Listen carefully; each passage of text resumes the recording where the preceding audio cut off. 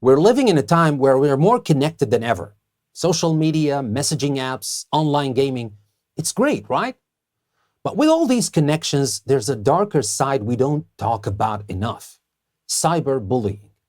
Unlike traditional bullying, cyberbullying doesn't end when you walk away. It follows you 24/7, right into your home. That's what makes it so damaging. It's relentless, and the impact on mental health can be huge. Let's talk about it. Cyberbullying is when someone uses digital platforms to harass, threaten, or humiliate another person. And the kicker, a lot of it happens anonymously, making it feel even more brutal.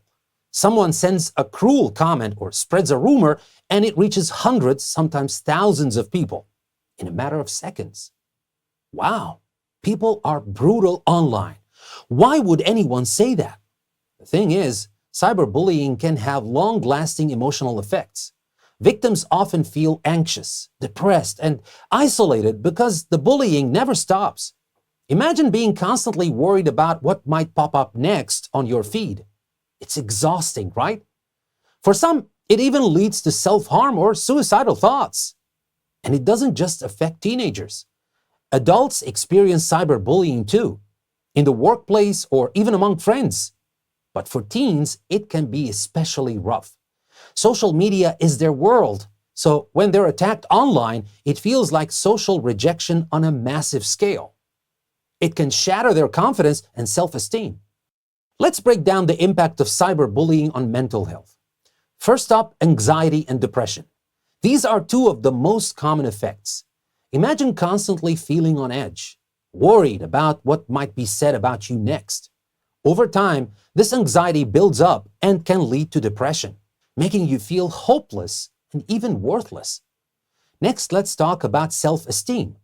When someone is targeted online, they often start believing the hurtful things said about them. It eats away at their confidence, leaving them feeling inferior or unattractive. These effects can stick around long after the bullying has stopped. And then there's PTSD, post-traumatic stress disorder. This might surprise you, but victims of severe cyberbullying can experience PTSD-like symptoms. They live in a state of hypervigilance, always bracing for the next attack. Now let's be real. We've all seen mean comments online, maybe even experienced some ourselves. And while it's easy to brush it off sometimes, when it becomes constant, it's hard to escape. The internet doesn't sleep. That cruel comment, it's out there 24/7, and that messes with your head. What can we do about it? It starts with awareness, recognizing the signs, not just in others, but in yourself. If you notice you're feeling anxious every time you check your phone, or if someone close to you is withdrawing from social activities, there might be more going on.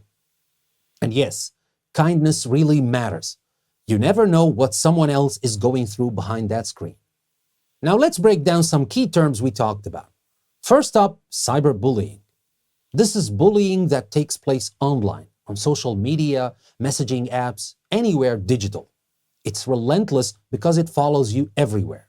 In real life, it could be like getting targeted in a group chat or having someone post something cruel about you. Then there's anonymity.